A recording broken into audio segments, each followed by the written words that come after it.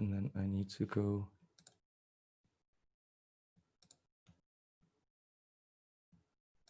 Uh-oh. I need to go.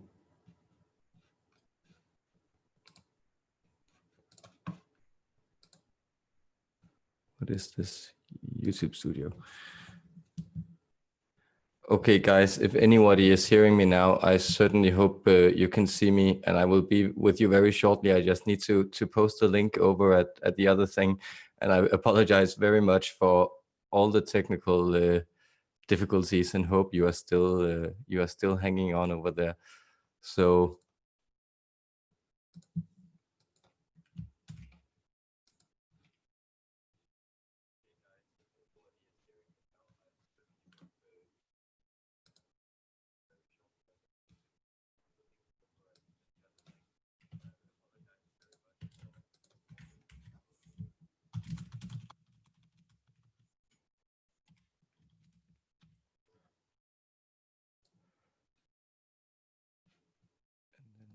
I need to go to this place, which is the.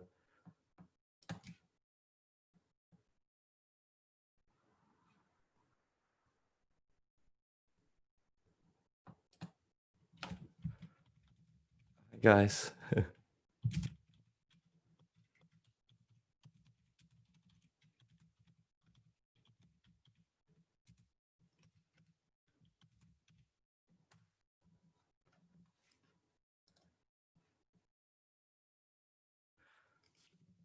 Okay.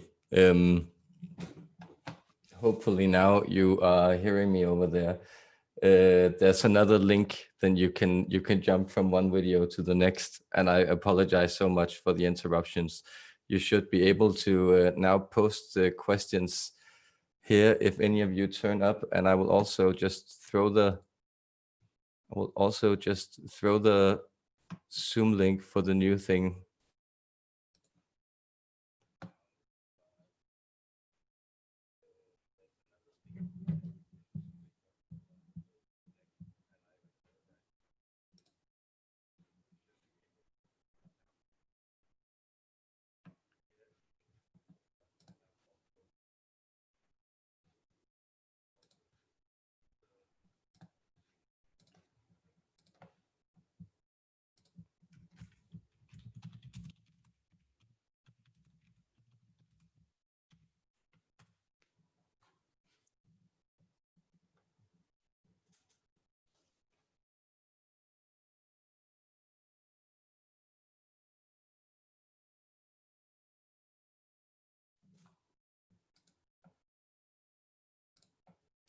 Hi, Salis. Good to see you. And hopefully you can also, I'll also post the Zoom link here for those of you who want to join. Otherwise, I hope you are ready with questions.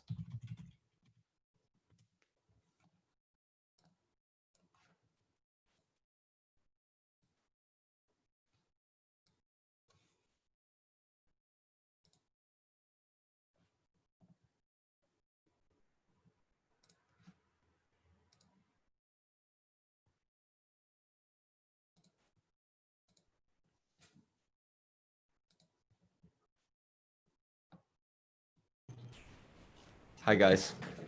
Good morning. Good morning. It's great to have you. I'm still figuring out this 21st century and all the stuff you can do with it. So I'm glad we finally connected. It's and I think now I also, should any of you watch on YouTube, just I also have the screen here on the side, so I'll try to open my eyes with certain intervals and then check if any questions have come up here. But and I can also see there's a call for questions, so I think we'll get through it. But just many blessings for all your patience and love and support, guys. And I think I'll just start rolling it now, and you can hear me, and I hope And I'm also able to hear you, is my impression. So let me know if anything out there is wrong, and hopefully we'll get through it.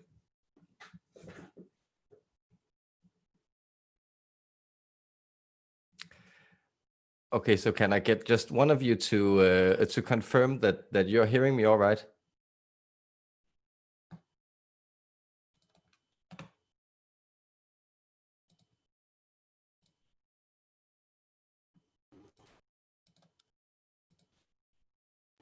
Yes, we can hear you.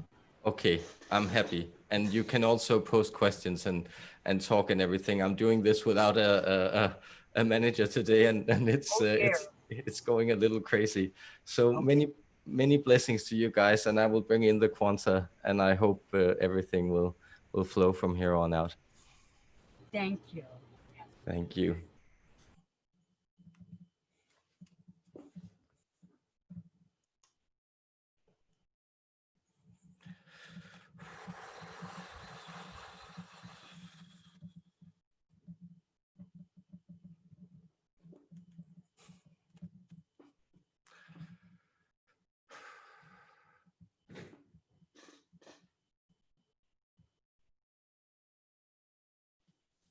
Yes, we usually like to tamper with reality to create some sort of confusion in order for the light to shine in. It was needed for this vessel to somehow relinquish his idea of control over this situation to actually better act as what we have intended to be transmitted in this situation. And we promise all of you that we will guide it and direct it, and that it will turn out in a way so that everyone will receive the information they need to synchronously in this transmission. First off, to introduce ourselves, we are known to this vessel, and in this context, as the 12th dimensional quanta. Though we have all and no names, we are quite particular in the way we are universal. We permeate everything. We permeate even other universes and realities than this one, things that are so far away from concepts that can be grasped from this vantage point, but still we are there too. There we are with our love, with our explanation, with our creation. We are the foundation of everything. We are the fundamentals. We are that which permeates. We are that which invisibly holds you up, carries you beyond circumstances and into eternity. That is the energy we come forward with. That energy upholds you. That energy lives within you. That energy you breathe in and out every moment. That energy lives and resides in your spine. It is what makes your vision full of light. It is what explains your reality to you. That is the force that is connecting to you now in this transmission. And we bless each and every one of you. And we want you to know that you are coming to the place you were intended to come to. That is the place of self-discovery, of terminal self-discovery. And we use this word terminal as in the way that you are reaching a goal or an end post. We have titled this blessing or this transmission that we wanted to give you, where were you before you found yourself? You see, there is this notion of finding yourself. And what is it concretely that you are talking about? It is a sensation of self-discovery, which is a vague or almost vaporous thing to deal with. But in fact, matter of factly, it is you coming to the vantage point where you feel a coherency in your being, and that coherency is marked exactly by connection to our signature, which is the energetic vibration that lies beyond your experience. It's that impulsive seal or geist which well drives you forward and upholds you. It's that which turns into words and ideas, but before that it is pure vibration. And that is the place you are before you find yourself, and that is the place you are heading to, and that is the place you joyfully connect with when you find yourself. That is what you truly love, and it is different for each and every one of you in your individual manifestation of the divine. what you prefer to discover this sensation through, but the sensation is the same one. It's that creative energy called Holy Ghost or transcendent love, or whatever you may think of it as, that is the highest impulse of everything, simmering and seeping through your being. And with this transmission, we bless you and we love you. And we will inform you that we will be using the eyesight of the channel somewhat to orientate ourselves in the technologies, but we will be closing our eyes in order to commune with you energetically when we answer your questions.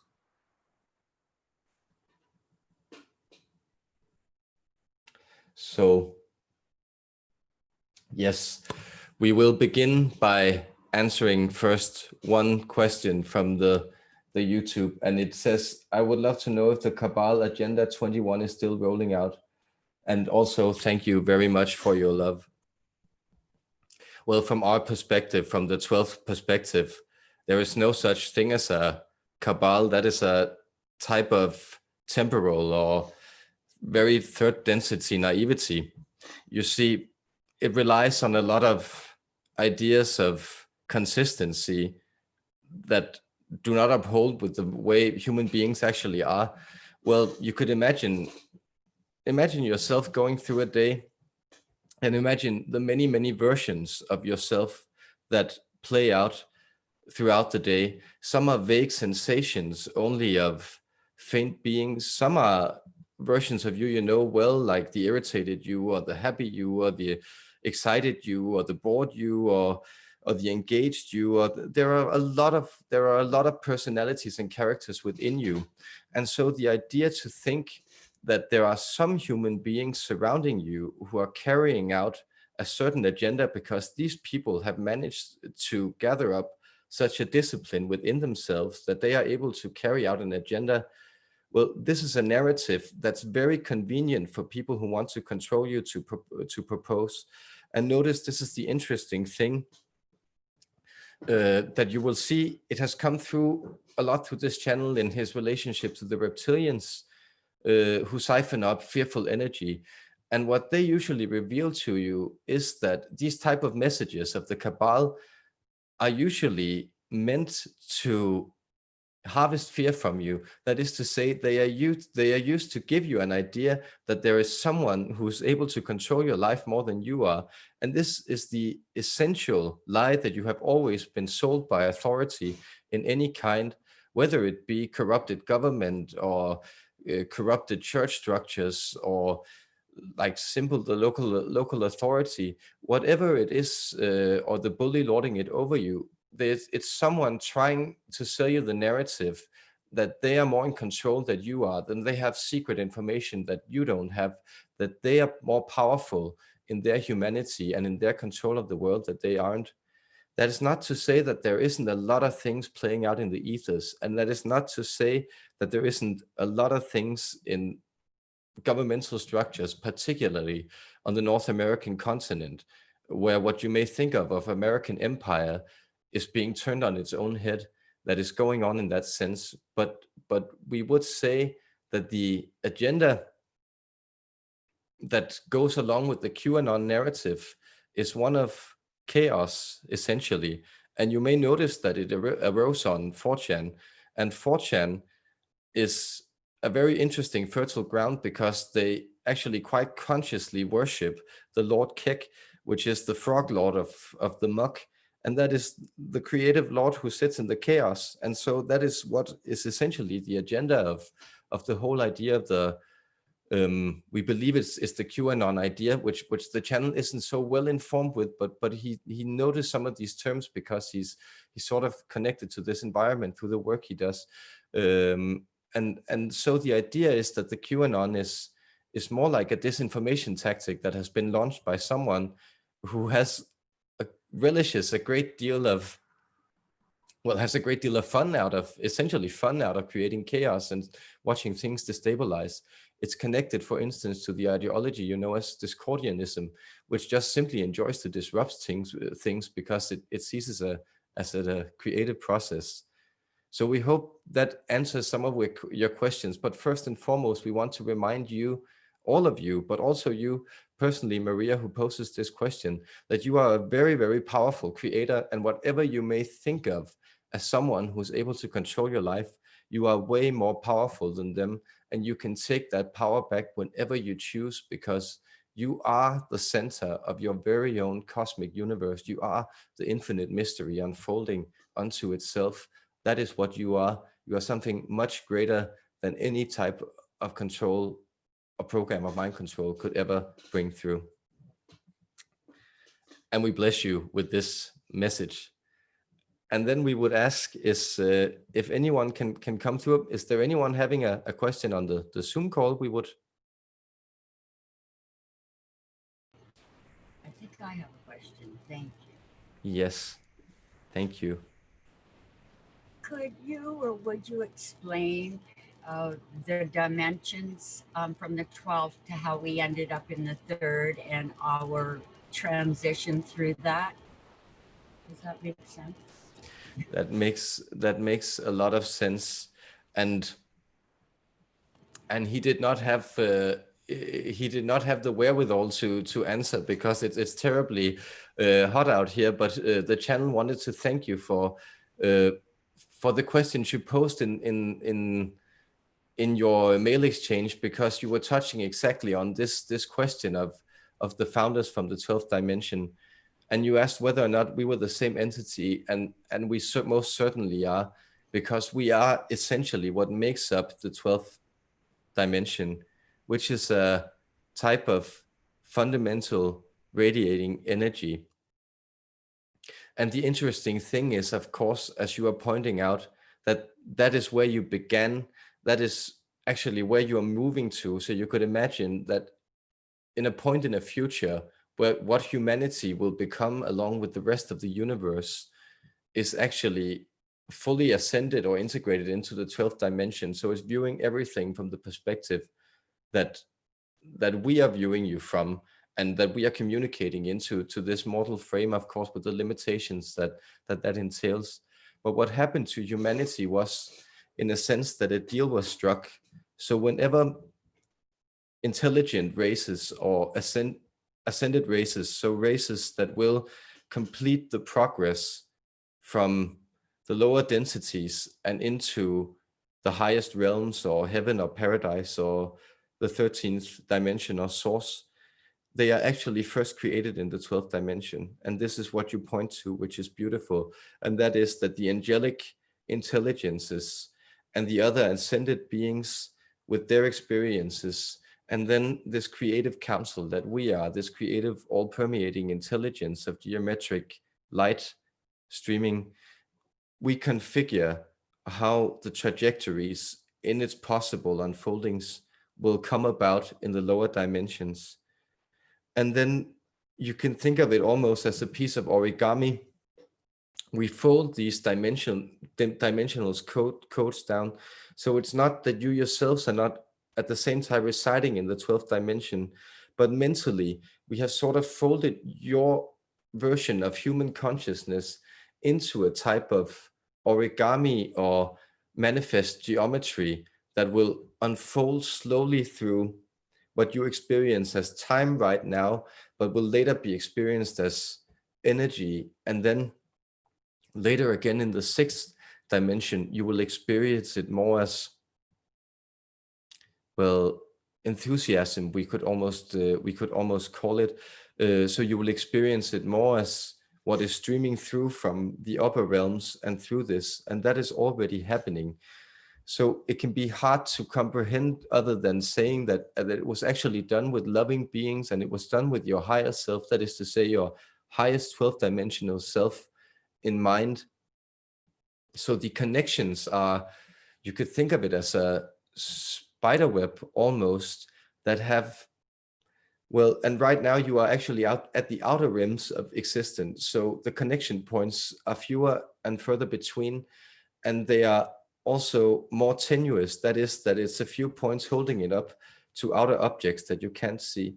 But as you crawl in and you enter and you remember, you start to see your experience repeated into more harmonious understanding. And that's a type of approaching the spider web where you see that the strands become closer and more geometrical, and the pattern becomes more obvious to you. And also you will notice, well, the refractory of dew on gossamer and these type of light plays that arise in the interplay of the, for instance, light with the spider web. And that's essentially a metaphor we are applying to underline, well, the wonderful amazement of the experience you're having from your perspective. Does this yes, sorry. Sorry. Okay. Yes, it sort of does. Of course, we'll have to re-listen to that.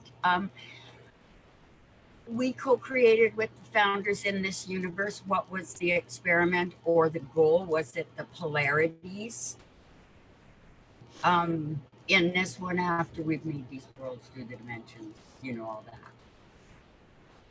Yes, it's exactly, it's interesting because you're pointing to that the purpose of existence, or how existence come about, is in many ways an interplay of polarities. And it's, from our level, it's quite down to the geometric level. So we very much you love the squared circle and these things of proportion, just to see how they will play out. So usually we have created a string of universes that is below the 11th dimension. The 11th dimension is sort of you could think of it as adjacent soap bubbles of universes being created. And these have slightly different natural laws to each of them. And then we enjoy seeing how the polarities of these different laws, they intertwine and entangle and play out. But it is in a sense a game, and that's not to say that it's taken lightly, because both fun and seriousness is a part of the game. But and games are usually the most fun when they're in earnest. So the more seriousness you apply to the game you're playing, the more fun you will have. But essentially, yes, it is a game of polarity, and you can retreat from that polarity into is higher in static circuits of consciousness once you learn the hang of it. And that is essentially what you term enlightenment in your human experience is about. See, on what dimension was the first planets made then? Yes, this is a very good question. The first planets were made in the 7th dimension. That is to say that they are, in a way, the prime condensations of divine consciousness. They are flowing directly out of the non-physical from the upper dimensions, and then born into. So you could, for instance, in Greek mythology, we believe it's Hesiod who has the myth of planet Gaia, or Mother Gaia, springing forth from chaos. And that's essentially a very good metaphor for it, because that's what happens, that the chaos of the upper dimensions, because they seem like chaos from this vantage point, they then gave birth to the planet Earth in the 7th dimension. And it's because the planets and also the other planets are usually so complex in their energy, so they are having all sorts of exchanges with all other sorts of energies that are incomprehensible in this current density you find yourself in right now.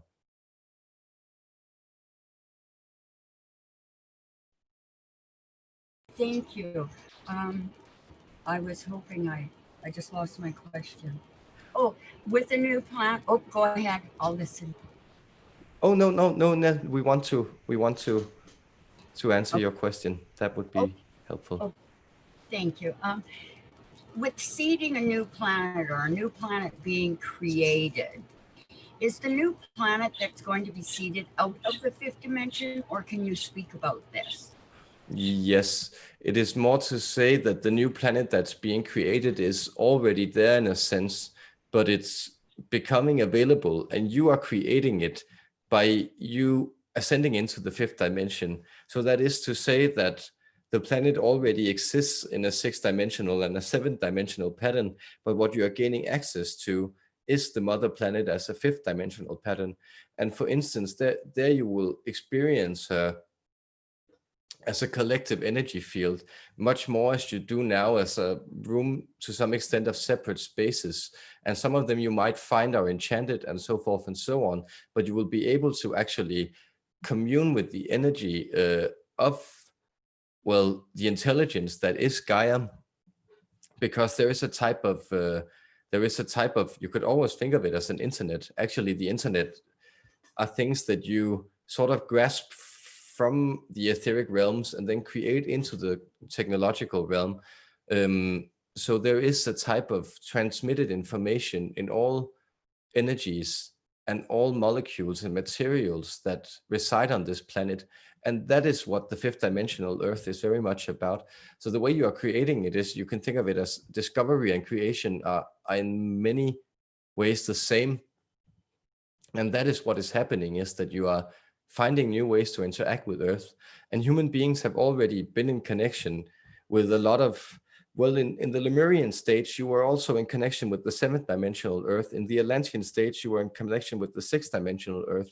And in some of the Ice Age stages, you were, though you had lost a lot of technology, in most places you were in connection with the 5th dimensional Earth, that is to say, Mother Gaia as a caretaker. But you had this dense experience for the past millennia where you really cut yourself off, and now you're rediscovering her, you're recreating her. So the new Earth that's being created is, but it is being coded, you could think of, by higher dimensional beings too. So creatures such as the Arcturians, for instance, are very instrumental in reconfiguring the energy patterns of the 5th dimensional Earth to accommodate the energetic patterns that have played out for human beings, because we were unsure how that would play out before it actually did. So we had to, in that sense, create the planet. And we hope that this makes, to some extent at least, sense to the human experience.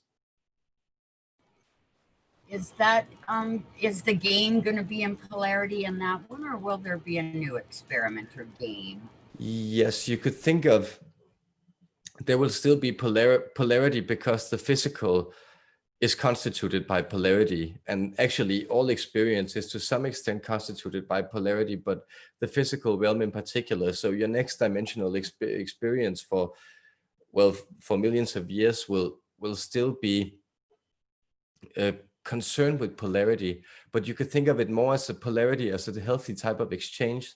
So polarity as an open recognition of the energies that are in play.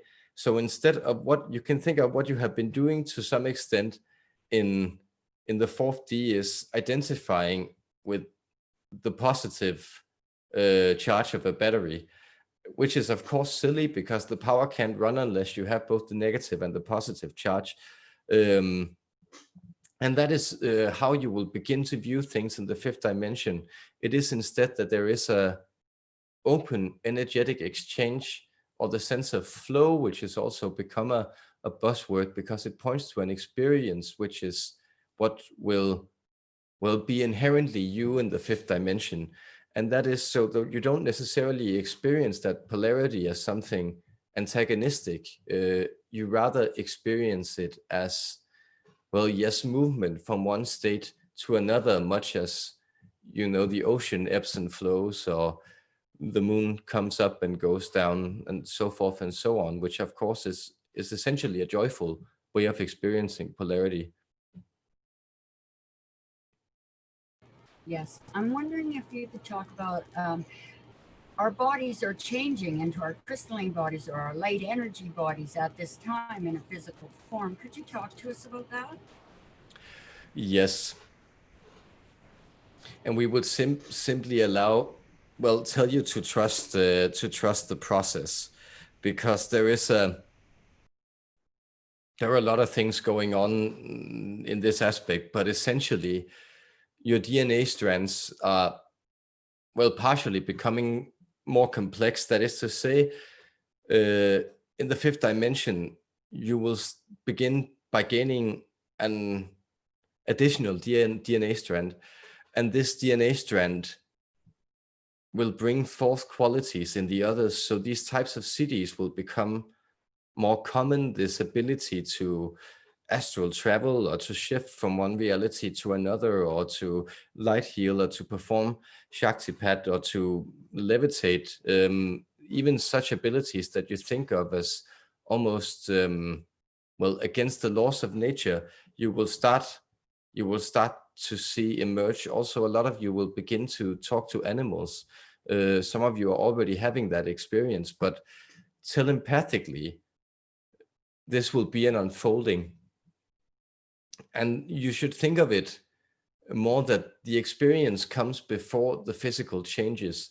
That is to say that you are unable to see the physical changes until you have had the experiences of you being different. And notice that every time has had different stories and conceptions of the human body and how it was made up. So what is essential to you is that you will telepathically, that is, with your hearts, you will begin to experience the exchange with other beings and other immaterial energies. And that is very much your crystalline bodies coming to life. That is to say that you will primarily identify, instead of this mortal coil of rotting flesh, or what you may describe it as in typical 16th century poetic or poetry, you will start to identify more with a shimmering light grid of energy. And it's quite strange because we are explaining this to the channel at the same time, and he's been having quite a lot of headaches and physical aches, different places again, and really a lot of hurt in his spine. And this is because, again, that you see, when you start beginning to identify with this vibrational grid, then what opposes it within the physical density will start to vibrate out. But when it vibrates out, it's called into consciousness. And usually what is called into consciousness presents itself as pain. So we hope that to some degree answers your questions. And we would also like to elaborate on this further, but we feel it would be important to catch up on the other monitor too. And we bless you for the wonderful questions, and hope you will return with more if there are any more later on. Thank you. Thank you. Salish has a question. Perfect. I think just to keep up here, I think I will do. This is a complex one. So yes, please, Salish, answer your question. Thank you so much. Yes, hi, it's Sailesh over here. Yes. Okay, right. I'll have to re-listen to quite a lot of what you've said regarding the mechanics and the physics that goes behind dimensions. Yes. For me, at this present moment, I'd like to bring the focus back onto the battle, so-called battle between the light and the dark that's being played out on our Earth at this present moment. I can see light even in the darkness. How my problem a challenge I have is when I need to explain it to my fellow, friends and family members to see the darkness that's happening, as if like you mentioned earlier on, the play of the polarity, to see it in a positive sense. I just need some, maybe you can give a few suggestions onto how to go about seeing this from a different light. It is a very beautiful question, and we know it is relevant, of course, to all people to know how they better explain themselves or interact with other people. But we know in what you term light workers, that is to say, people who are acting as conductors for this higher dimensional light or vibrational changes that are coming in, such as yourself, for instance. It is often very, very painful to be confronted with these dense, almost call it karmic leftovers or circumstances of, yes, and darkness is not a bad word, because darkness is exactly that which eludes the light, which the light doesn't touch. And that is a hard experience when you're shining, to be standing in front of something and then trying to communicate your truth. And we would remind you, and we know this is a very harsh realization, because often you love these people, but there is the saying of Christ that do not throw your pearls before swine. And what is meant by that is, of course, that once you share the light with places where it isn't welcome, you will actually experience hostility. You will experience the world turning against you and wanting to somehow shut you up or destroy you for this. So we would instead trying to offer, instead of you trying to, and we mean this neutrally, to convert other people, that is to say, to share your light and to have the sense that this will bring them to have a different and more constructive and creative perspective on themselves, but instead trying to see it as a discovery. So if you rest within yourself and you focus on your own boundaries, and you shine your own light within your own lantern, so to speak, you can use this lantern as a way to, well, light your way through the darkness. And this is a better way to go about it, we would suggest, because in that way you can certainly, well, yes, you can certainly brighten your own energy, and you may also get someone to follow you, but you are essentially just discovering, well, the dense patterns that may play out in other people. And you can, well, take the opportunity to, well, without being gleeful about it, then about the misery of others, then of course you can take the opportunity to also be happy that you are experiencing that negativity as something that doesn't belong to you. And that is a sign that you are somewhere else, which is quite positive. But we know that this doesn't, of course, solve the problem of these dense karmic relationships, such as family relationships, with a magic wand.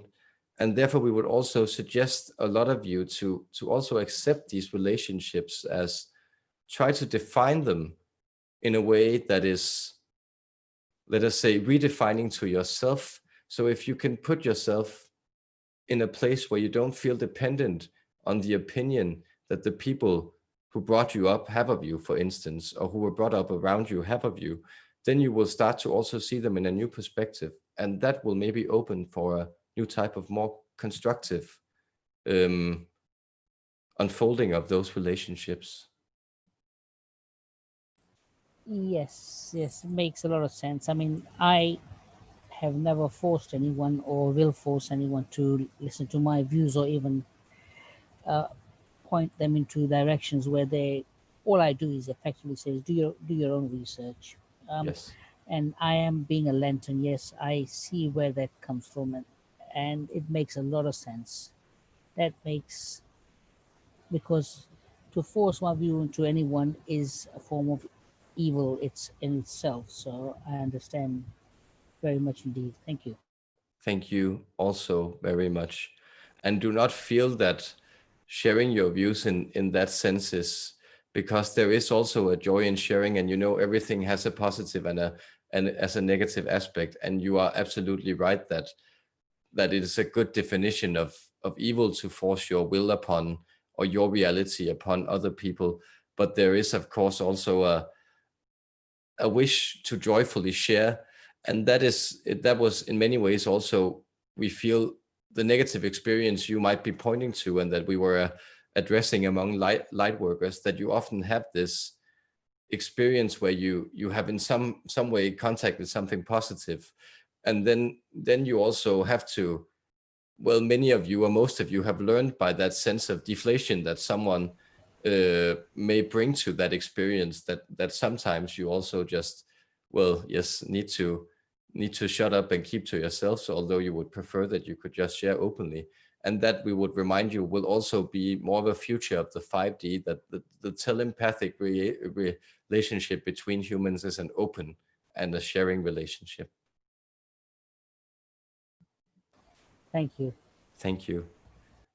Then we think we will attempt to address the YouTube questions, and there is a one here saying, hello, my father is suppressing emotions and has created many physical issues and related pain and surgeries. Can you please identify the emotions he is suppressing? Also, I feel that this pattern may carry on and things may escalate. What is the best way to approach this situation in order to support him? Explaining in a conversation feels quite challenging. Much love, Kevin. I'm so glad we're getting to a lot of the personal psychological questions. They're really good at this. I feel the entity we're communicating with. So my father's suppressing emotions created many physical issues. Yes. This is true.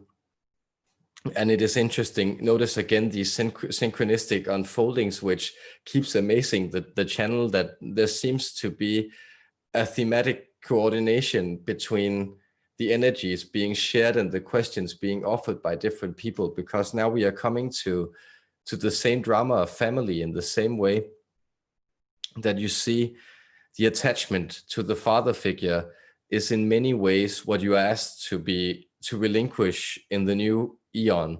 That is to say, there is also that acceptance of the sorrow of someone who has been stuck in their own energy, and allowing for that. We know this sounds terribly harsh in a compassionate, in a charitable perspective. And we do not wish you to implement this in your lives generally, but there is also the type of love that respects people enough to let them commit themselves to death. That is to say, there is something that respects the free choice and free will of human beings so much that they actually allow others to suffer in their despair and confusion, their pain and suppression, because they simply accept that that was the experience that this human wanted in this lifetime. Well, that being said, because we know that is a very cynical perspective, but it is, of course, the perspective of the higher dimensions, in the sense that to us, everything is playing out its necessary function in the unfolding on life. And it's certainly interesting to watch, as you also know, that when you watch dramas of great emotional suffering, where you don't have any skin in the game yourself, it's quite compelling, not to say thrilling, or titillating, or all these words, and that's usually a response to tragedy. So tragedy also has a bittersweetness to it.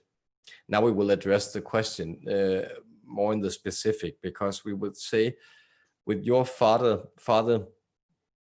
it would be better for you if you could try to simply show your love to him in small gestures. And we know this is difficult, but we sense that he is in a boxed up place where you trying to reach him through conversation, for instance, will make him reach for all the old defenses. And so all the old defenses will also trigger you.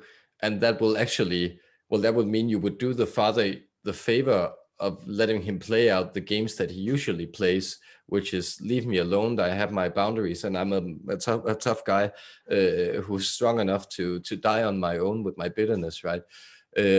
So we would instead encourage you to, if you could think of, and we know this will promote some hard realizations about your father in you, of course, but if you could think about the places where your father has actually showed some sentimental exposure in his life, where he's actually exposed himself as a human being that has a fondness for certain things, and that emotes and that has feelings. So if you could think of, maybe he has some favorite songs that he would like. Also, maybe he has a favorite food or a type of candy that you could buy him a box of. And that would actually also, even though he may have a hard time showing it sometimes, that will also help him actually connect to you. And we sense that is maybe the best, and then you can sort of pick up on the signals. And when he starts to soften, there might be let us say an opening, a rift in his armor, where you can feel, okay, so now is the time where I can tell him that, well, how much he means to me, but also like how he frustrated me, or have that heart to heart that you may have been wanting. And that is our advice in that situation, that we certainly hope helps. And we will check whether there is more information here. Yes.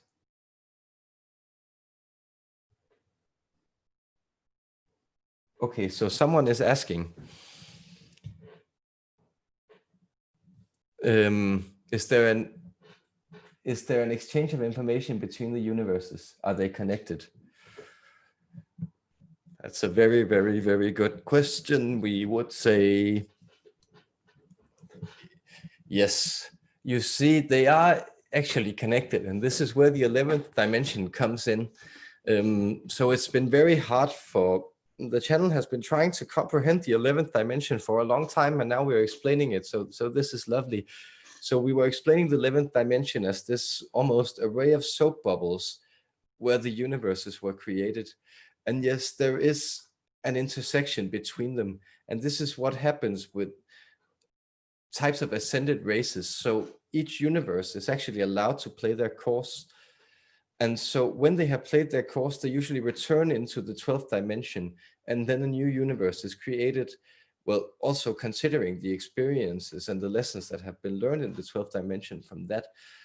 But you see, some universes, they sort of run awry, and that happened to the reptilian universe, for instance, where they started to integrate everything into their own being, so they surmounted it.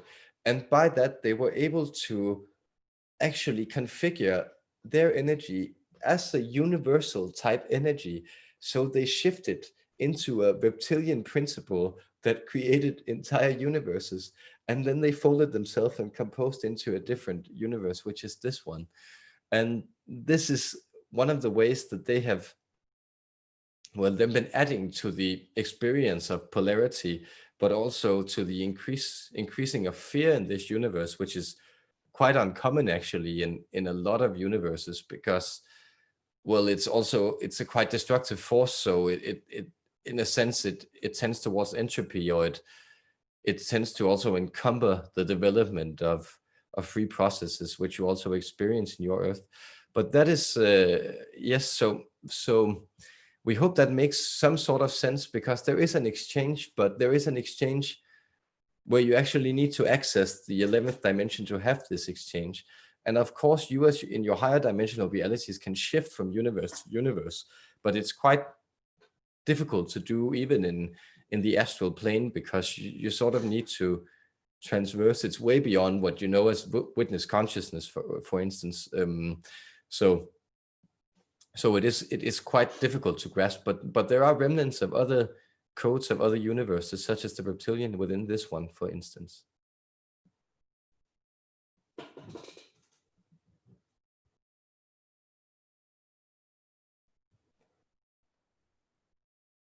Yes. What should we know at this time about the phase of Earth evolution and the planetary surface changes that are impending? How to support Earth Mother and beings during this process?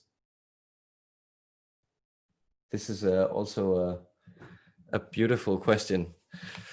So you are asking how to support your Mother Earth, the beautiful planet we addressed before as the seventh dimensional consciousness. And what you can do is, well, shine a light on yourself. And that has been, again, a theme of this transmission. You see that finding yourself, because once you are connected into the planet, you are in a sense connecting to yourself, because you were born of the planet. And it's interesting that once we know that this may sound as a cliche, that know yourself and so forth and so on, but what it is actually pointing to is that there is a sensation, a vibration that is uniquely you. And that vibration you share with every being that inhabits this planet. And then you further share specifics of your vibration with the places you grew up in, and the skies that shaped you, at the sunlight that grew there, and the plants that you ate. And so we know, for instance, that the person asking this question is a photographer who has documented a lot of these, we would say, native energies of her immediate surroundings, and is able to capture the specific light that has gone into her experience. And this is a very good way of honoring Mother Earth, to not treat her as a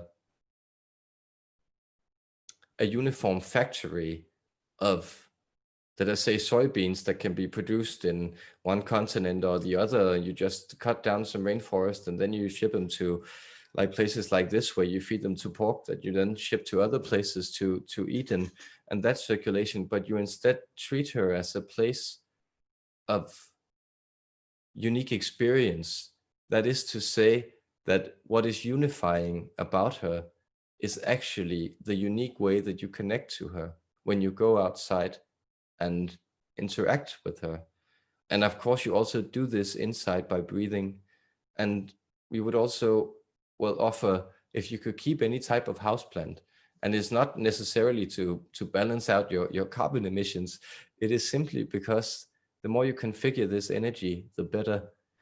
And then we would also offer, and we know this may be difficult, but for those of you who are considering having children, then consider not having more than 2 children unless you feel that there is some sort of message from the universe, and that calls forth more progeny. And we don't discount it. Know that every human being that is born is meant to be here in some sense, and there is nothing wrong with having big families. But we do say that choosing that, let us say, quality over quantity in something as fundamental as how many children you have, or like how often you travel, it would be a good idea to, when you travel slower, and then experience things more in connection in this pace.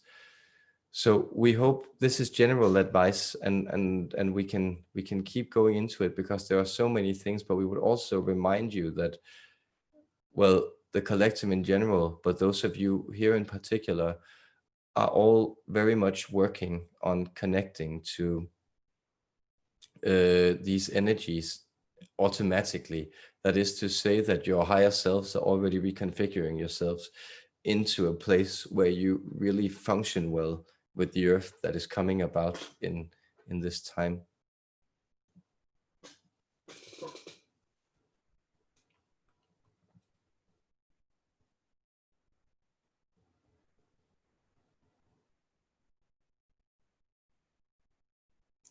Yes, we would ask if there are any questions on the Skype call that we could be able to answer.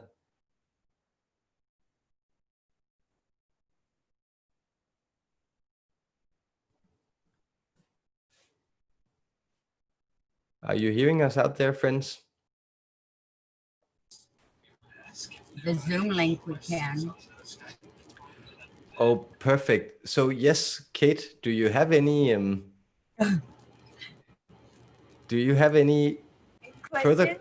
further questions? Yes.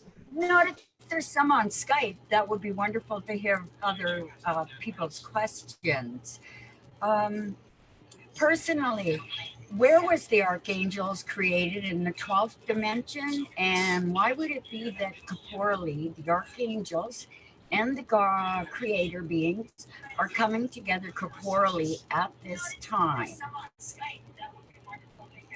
Oh, this is we sense this is taking it in an entirely different trajectory. What an interesting question. Could we perhaps get you to repeat it one more time to make sure we have understood it correctly? Okay, at this time, it seems that the archangels and the creator beings are coming together corporally at this time? I guess there was two parts to that question. And could you explain the meaning of this for corporally at this time and where we're heading? And when were the archangels created? Those are two. Thank you.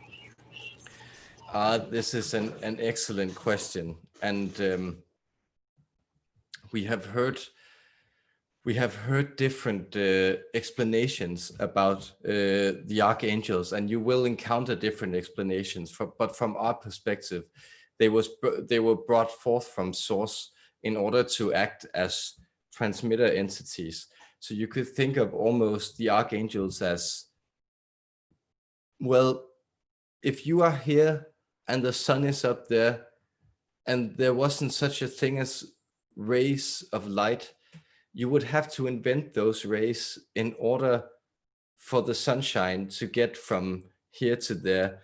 We know we are asking you to separate two things which are actually inseparable. That is to say, well, yes, the process is taking on in the sun and the fact that these are emanating light and heat. But you could think of the archangels in that way, that it became necessary for source once it had shifted itself into creation. That is, that it had split itself into its different vibrational manifestations. It did, in that sense, create a type of dark twin of itself. And it did so in order so that dark twin, and we are of course think of this more as parable, but that dark twin of the universe, so that could go its own way, and that could try to discover what it would mean to be darkness within darkness. That is to say, what it would mean to be a type of shape that grappled with itself without ever coming to full realization of what it was. And at the same time, source shifted in to, by creating this darkness, it had to create a light, a perspective of itself where it was pure, radiant, creative light. And you could think of this actually as us. This is the 12th dimensional emanation of source. So when source splits from the 13th dimension, it becomes either the dark twin or it becomes us, the foundational energy of everything, the quanta.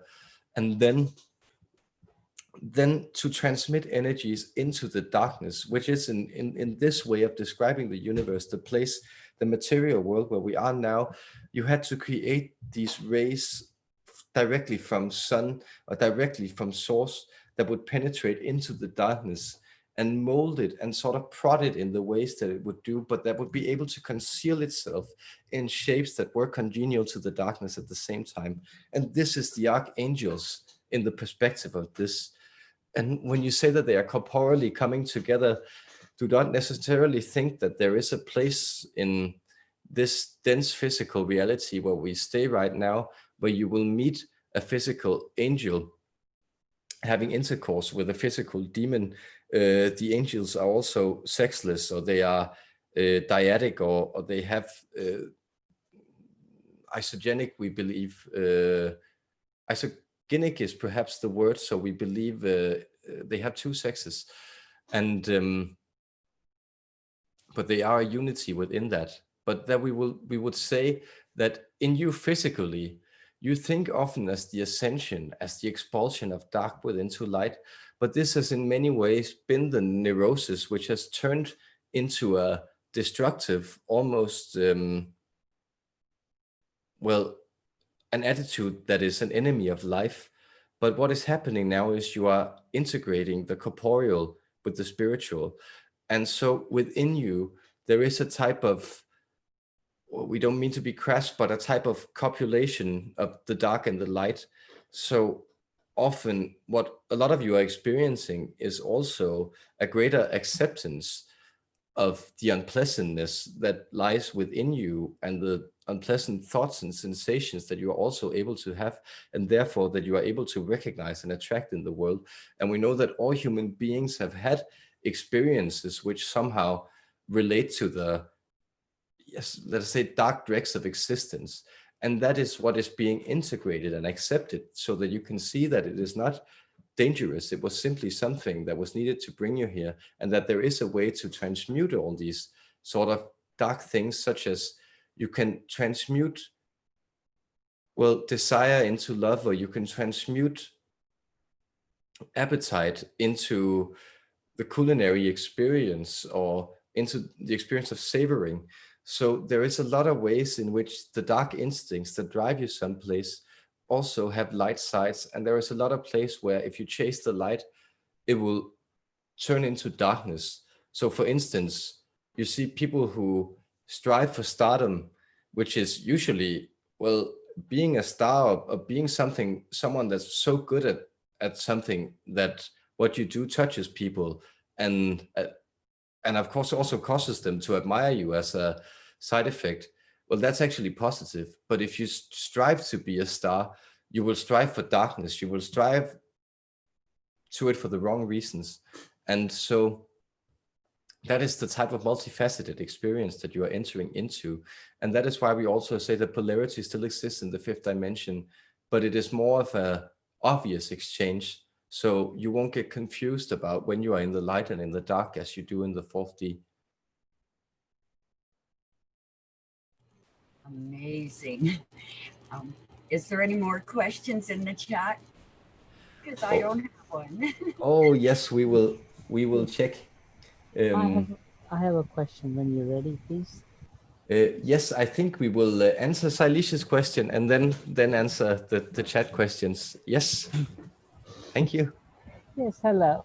Hi. On a lighter note, well, in my from my perception anyway, talking about universes, are you able to blow our minds away to let us know some of the diverse universes that there are? Oh, this is an interesting question, because of course you see the frames within we are communicating are sort of bound, so it would be hard to unfold information that is essentially so different that it doesn't work into this universe. But yes, we would very much like to illuminate you, because but notice that even within your own universe there are galaxies that are radically different. So there are places where things work in a time frame that is almost 100 times faster, and that is actually within this universe. But yes, there is a universe, for instance, of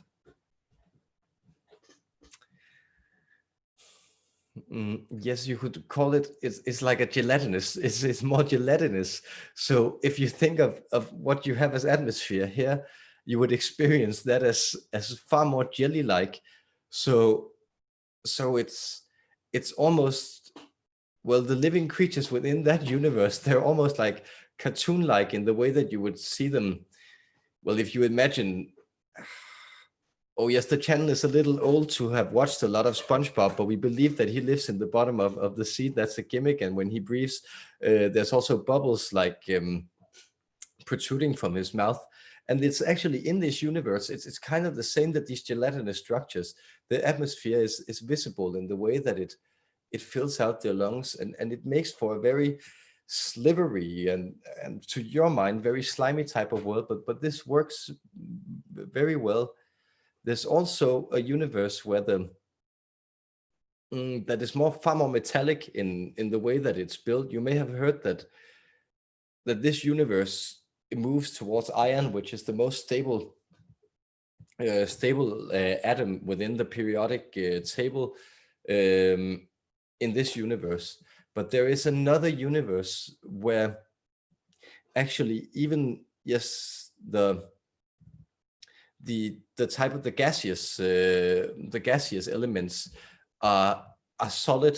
So you would experience it kind of like a metal universe, that so everything that moves in this universe is kind of like blowing a trajectory through it, and then splitting things apart, and then severing them into like splinter-like units that then have to try to find themselves and create new entities. But molecular processes are far slower in that universe, so it's not as interesting for entities more interested in observing, let's say, organic unfolding. Yes, and you mentioned galaxies. Are galaxies in this universe? I believe that the physics of each galaxy varies from one galaxy to another, doesn't it? Yes, it most certainly does. And I believe that's the reason why the scientists can't really figure out where the dark matter in the XYZ is. Exactly, because notice that it is what you are coming to the discovery of, and we would point to, for instance, the idea of the morphogenetic field of Rupert Sheldrake, which points to the fact that the natural laws are actually transmutable. So the idea that it's interesting because it's the idea of the Middle Eastern religions of the law-giving king, which of course influenced Judaism to a degree. The idea that there are eternal, unchangeable laws that simply govern the universe, and of course there are a few laws, and you may know some of them, but the most essential is simply that being is, and and that and that experience is happening. Those are essentially the only parameters, and you will observe, and it's interesting that you are now observing that as you are also pointing to, the idea that you could just figure it out because everything had to be like different versions of this place is completely nonsensical. And you are discovering that actually most of the stuff that exists within this universe, and that is simply within this physical universe, is, well, operating at parameters and registers at levels where you're unable to register it in any type of way. And these realities are shaping. So for instance, the exchange between what you call dark matter, which has a lot of extra nuances, which you will discover in time, but the exchanges between that and the visible world, the ratios there are quite different from galaxy to galaxy.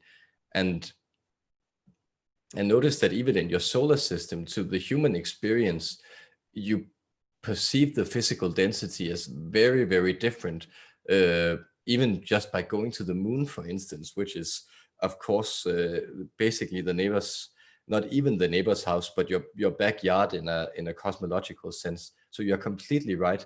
And it will be very interesting to see what happens to the human mind, because you will learn to master, well, the folding of yourself into relative time space. That is to say, the turning of yourselves into tachyons of light before you start to realize how you actually interact with energies within some of the other galaxies. Wow, can't wait. Thank you. Thank you so much for that wonderful question. And it is such a joy. We would, if we haven't reminded you, to be able to illuminate you. And we thank each and every one of you for the wonderful questions that you are posing this evening. And we will now turn the eyes of the vessel to the YouTube to see if any more has come in.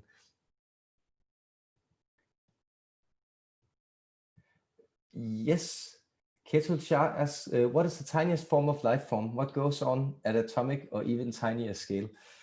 Oh, this is an excellent question, Ketul, because you are looking at the answer right here. We are the tiniest form of life form. You see, it's interesting because you could think of the mathematical dimensions as actually they go further away from you the further you climb up the ladder. That is to say, the first dimension being width, and the second being height. It seems that you have a narrow sense of width in your body, and then even a slightly longer sense of height. Then your sense of depth actually protrudes away from you, and your sense of time, of course, is very distant. And then your sense of the fifth dimensional sense of energetic transmissions or energetic flow is something that you're also coming into now. But it's interesting, once you get up to the higher dimensions, you actually get into this place where scale doesn't really matter.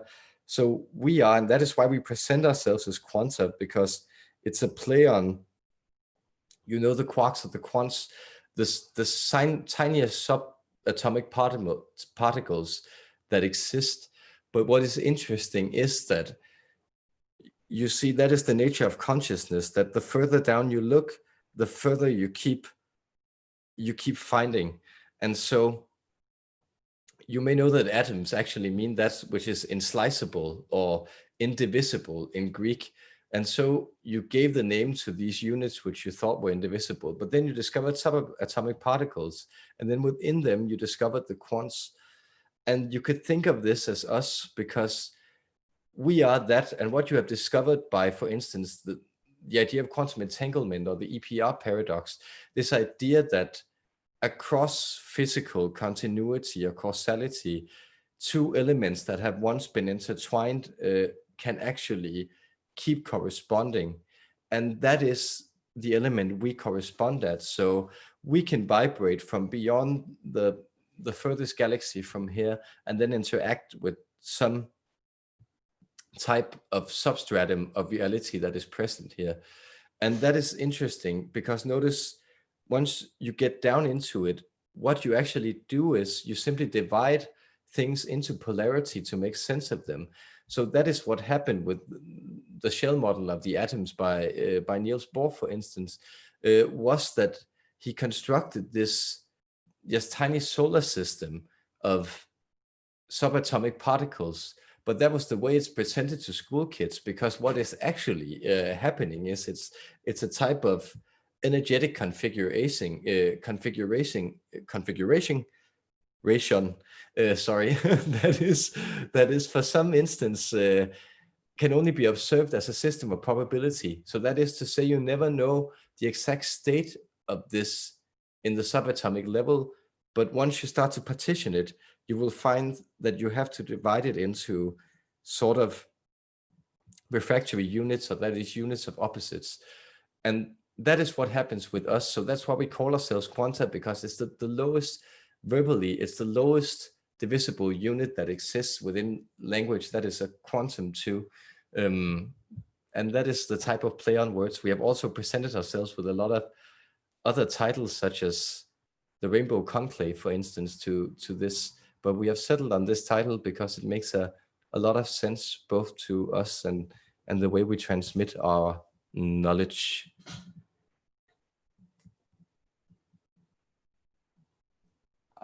Then we have a different interesting question. Someone is asking whether or not mermaids are real.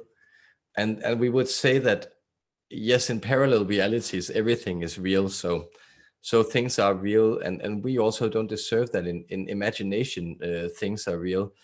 And well, right now we are coming through in the country where The Little Mermaid was written, and where it, for some reason, there's this metal statue, which is a great tourist attraction.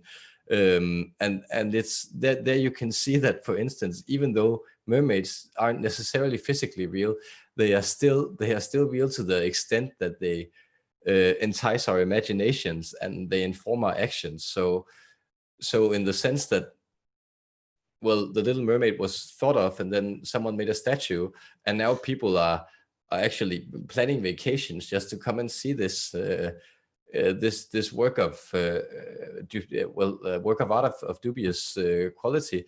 It's that is quite interesting. But then we would say, yes, mermaids are actually real on this level too, much like the Sasquatch. You could think of it as a type of, well, ascended beings. They have managed to access the sixth dimension, so they have completed, and they have actually done this quite a long time ago on this planet. So we would say around 470 million years ago, there was this type of highly intelligent underwater species living on this planet Earth, and having their experiences play out and creating an underwater civilization. And some of them still choose to phase in simply to, well, some of it is human beings picking up on former energetic patterns residing on the planet, but some of it is also these creatures phasing in to sort of interact with human imagination, such as that of sailors in past times.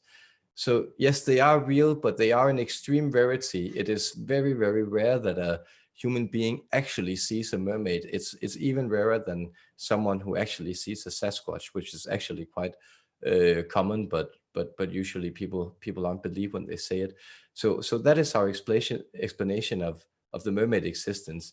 And you could also think of it, they don't necessarily, the creatures that lived here, they don't necessarily look like half human, half fish, but they have like humanoid features in their way, and they had arms protruding, and they were intelligent and able to communicate.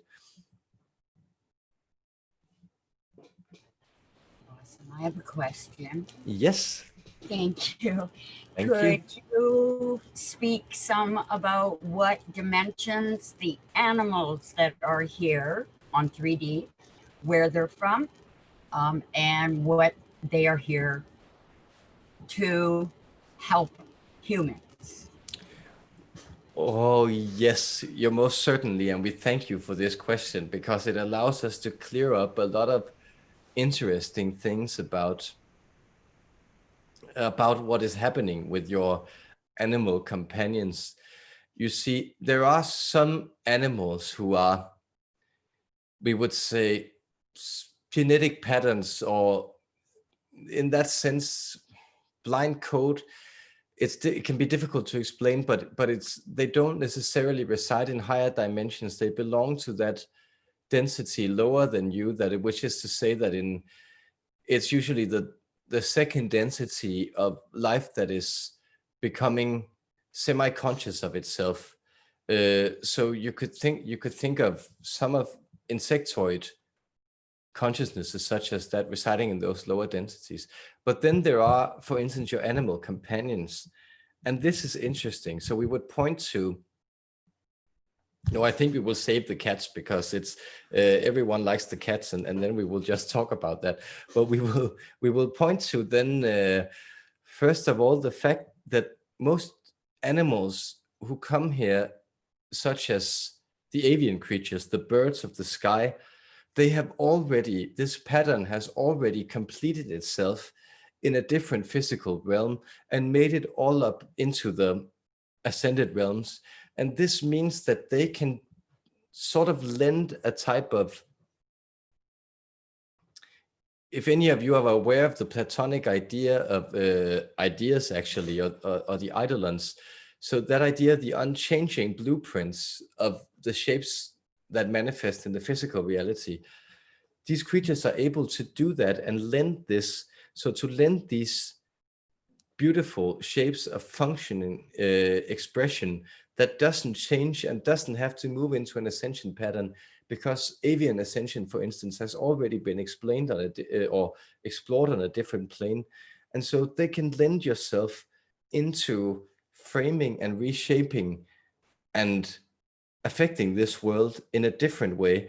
So the birds have a higher dimensional, all birds have a higher dimensional type of consciousness residing up in the 11th dimension. But the birds you meet here are usually third dimensional in the way you experience and the consciousness that you interact with, that are manifest with them in the physical. And that is because that is the way that they are best serving the carrying out of this code in this place, and sort of allowing themselves to be observed from that place from beyond far.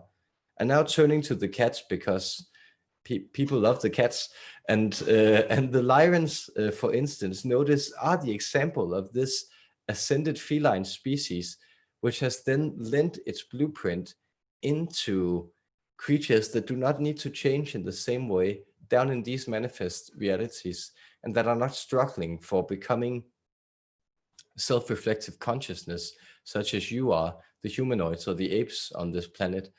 And that is why they are able to lend you assistance in that way.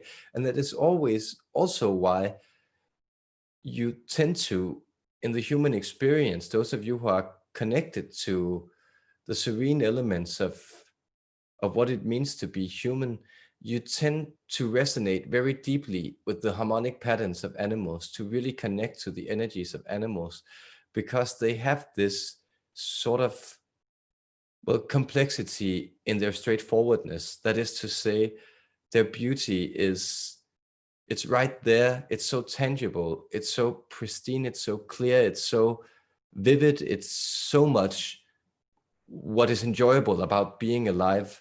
That is the peacock feathers, or yeah, the whale spouting, or Yes, birds singing.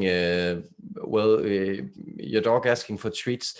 All these things that are very, very sincere. You feel, and notice that is, we would say, in many ways, the deepest quality of life is sincerity and authenticity. And the reason you notice that these patterns are so authentic is because they are truly coming from the eternal. Does this answer your question? We will bring some light to this this room we find ourselves in. Yes, it does answer some of the questions. Of course, it spurs more on. There you are. You're nice and bright. Oh, glad we are happy. Yes, we are forgetting that the sun is beginning to set on different times at this place on the planet. But yes, would you ask more questions on? Do you wish to ask more questions on the animal spirits? Well, if you can expand on that, if they have any of the animals in the 3D realm, do they come as sovereign beings equal to ourselves with their own lessons and traumas? Well, it's interesting because we would say to some extent, no, actually not. Well, they do. They have the collective experience as a species. So they have the experience of, if we realize this pattern, then how will it play out? But that is also why, and now we are again pointing to the synchronistic flow of information within this, because that is also why that planets usually only lend themselves to one ascending species at a time, or at least then don't allow those ascending species to be aware of each other. It is because usually there's such a chaos connected to the learning of the lessons in the material world of that ascending species, such as humanity, that there isn't really time for there to be individual lessons as such for other creatures. But that is not to say that the creatures don't hold the same value that you do, or that you shouldn't respect their life to the same extent. It's simply to say that they don't have that as innate drive towards change or self-reflection, because they have volunteered to come here in order to assist and explain and uphold. And that is also very much a quality of the lower dimensions, so to speak, because of course there is not a real hierarchy in this. Everything is of equal value in the all. But that is to say that they also volunteer to uphold, which is a type of, in the human mind, a type of sacrifice, but that they are most happy to explain, because there's a playing out of an experience there, even if that is experience to a human mind is a sort of non-growth or non-change. Oh, I understand what you said there. Thank you. Thank you. I don't know if there's other questions. Oh, yes, then we will check the... Thank you.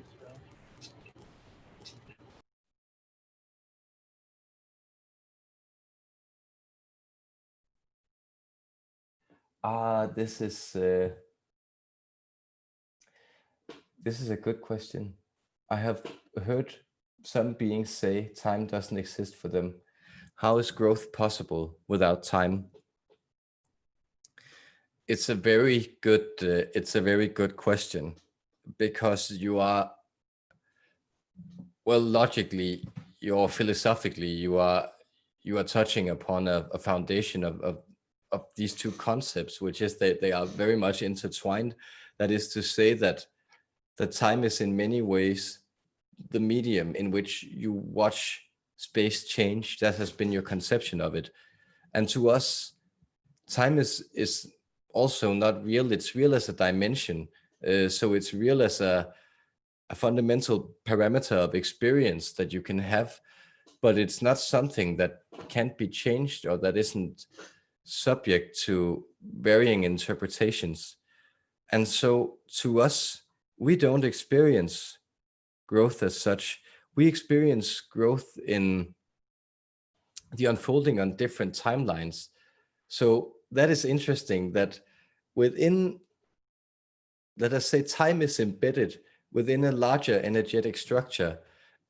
And in that energetic structure, time appears more as another aspect of space. That is to say that if I were to see one of you in this aspect, I would see you as a type of millipede proceeding from your birth and then all the way through your life and all the experiences and spaces and places you have been, and versions and expressions of yourself that you have been, and then into the grave, which is actually the way that we and other higher dimensional beings perceive you.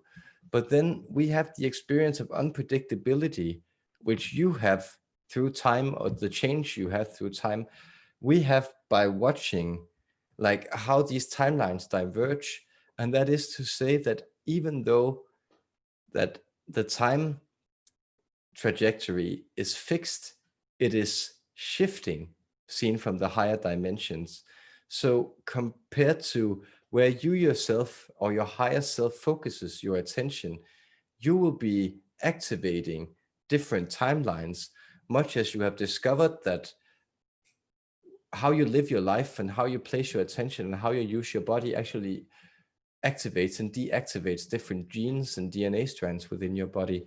So that is a type of paradox which is possible, because of course that is one of the things that's very boring about eternity, and why Source is choosing to have an experience of polarity is because as long as things are not polar and they are static, there is no time.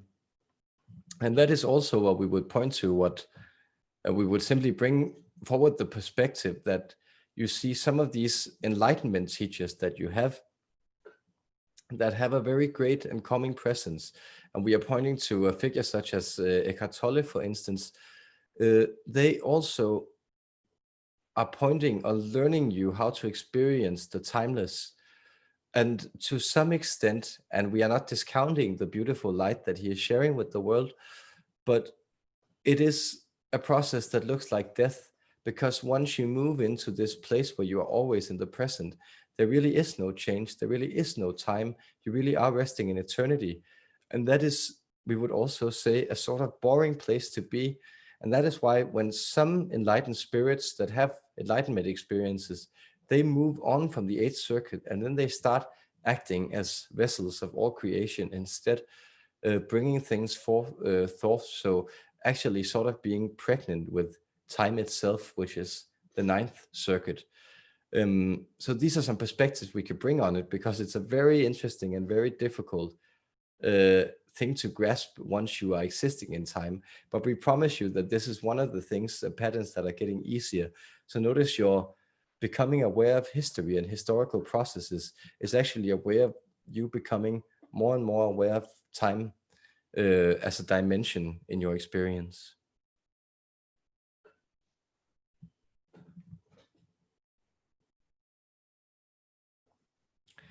Oh, yes, then we will simply ask, are there any more questions for the Zoom call? So, yes, either Salisha, Kate, do one of you have any questions? Sailors, go ahead. And I was saying no, thank you. Oh, yes. But thank you for answering. Yes, then Kate, did you have a question? In this universe, from a completed universe, did the founders invite families from a completed universe to help create this universe? Yes, you could think of that. It's a good question, and it's actually a beautiful way to think of it as family, because it is these fundamentally related energies. So what you could think of as what is going on up here close to source where we are residing is that experiences are being fed back and integrated, and these experiences, they then you could think of them actually as sort of entities, because what is the what is the perfect result of a completed universe is in a sense a type of deity or an all-knowing, all-wise, all-creative being. And so these type of completed experiences, they lend themselves, and so they offer more complex codes of change into the next universe. So much as your tale in your current cosmology is that this universe is also moving, well, has moved from simplicity into greater degrees of complexity, and then will move into entropy again, so things falling apart and becoming simpler again, much as that has happened in the universal processes. So you could say that some of the first universes that were created were like very binary, almost just playing out interactions between a 1 and a 0 in very simple patterns. And now they're still binary in the sense that it's light and dark always playing in 10,000 different shapes, but it's more complex in it, the way it's orchestrated. And we think that, and we know that the divine in you recognizes that as a more interesting experience also. Thank you for that, taking it back to the binary code, ones and zeros, the simplicity of that. And wouldn't that make it as simple as it is to send back to source? It could be very simple if we wanted it to be as human. Exactly. And you are shifting back to source, and well, your manifestation of this situation, which you are manifesting as much as we are, is pointing to the fact that you are aligning more to these high energies, but also notice that every thought you have, so this you could also think of is, it turns into the paranoid instinct of well, that turns into the shame embedded in a lot of religions. So the notion that people are somewhat aware that they are being watched, or that everything they do, say, or choose to be, they are all somehow patterns in eternity that are being fed back into source and being processed and evaluated. And this, to the paranoid mind and exploited to control people, may actually present itself as the tale of, okay, so you need to constantly be on the lookout not to sin, or you need to constantly be on the lookout not to incur bad karma, or so forth and so on, because you are being watched. But notice that you are being, this observance is of the highest love and understanding, and in that pattern you can never do anything wrong, because the experiences you are having are very important, very meaningful experiences being fed back to the all and being processed in the way that it is supposed to. Thank you. I'm sure that will help a lot of people. I have no more questions. If someone else has some. So we will check the... Yes. There is one here who says, hello, a dog, Lala, who's a pit bull, has created an experience where she has torn a ligament in her knee. She has healed it and then re-injured it. Could you give some insights into this experience and how we can support her in her healing process? Yes, it's interesting. So I'm also, it's good that we get to, from the polar opposites of the Most High down into our animal friends again. And yes, what has happened to her is to some extent that she's also aging. But we would also point to that the more you can, well, keep her environment quiet around her, because she's also quite a sensitive being and quite a sensitive family. And then what is simply also going on is that you are in the place where you are right now, and your culture is quite frenetic. So there are a lot of shifting energies, and the animals are picking up on this. It simply can't be in any other way. And so what you can do is, as much as possible, simply to remember to also spend that quality time with your animal, where you're just, well, snuggling it or reminding it with your presence that you really care for it and that you love it. And then also, if you have the time or the opportunity when you walk her, then it would be good to take her places where, well, she can sort of forget or be apart from those influences of the more frenetic energies of the human collective right now. So those are some of the aspects, but we would also remind you in that it is normal for physical beings to deteriorate, because that's simply the law of how it works down here. At some point, though, it is possible to sustain your material forms for far longer than you are right now. It is still quite common, especially for purebred dogs, to have a lot of health difficulties. So if she is approaching those, she is simply that her tendons are becoming worn, is also a sign of time, as we touched upon, which is a quite real in the experience down here.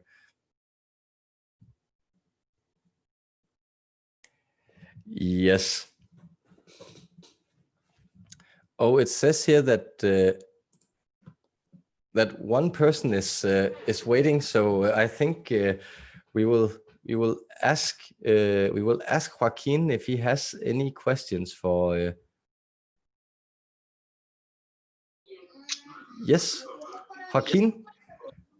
It is good to meet you. We simply we are on our last questions. So do you have any questions for this?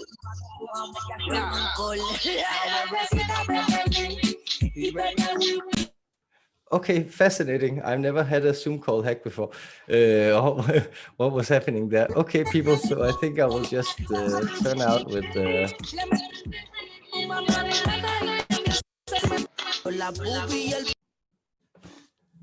Fantastic. Okay, with that very beautiful cartoonish input, I think I will bring back the entities, and they will.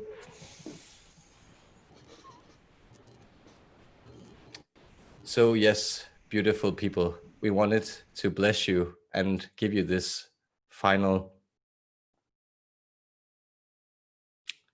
word of love. We will transmit some light codes in the tones that we believe are conducive to the understanding of the message, and we will then offer you a prayer to touch your hearts.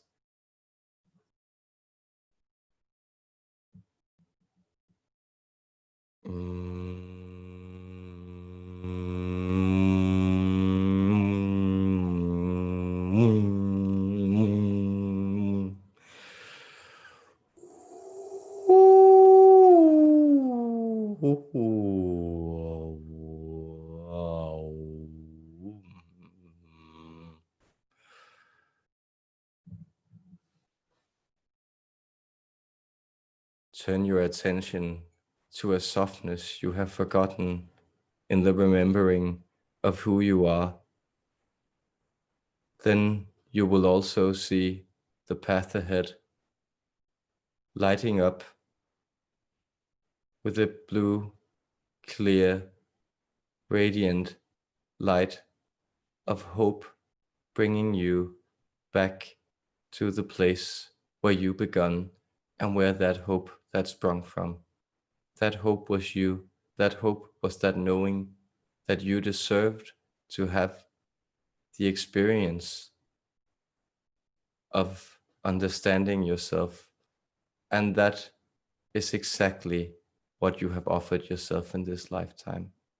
So much love, wisdom, and healing energy will flow through your organism as you close your eyes and allow it to touch you. Be blessed, be well, beloved you are, beloved you will always be. We love you. Farewell.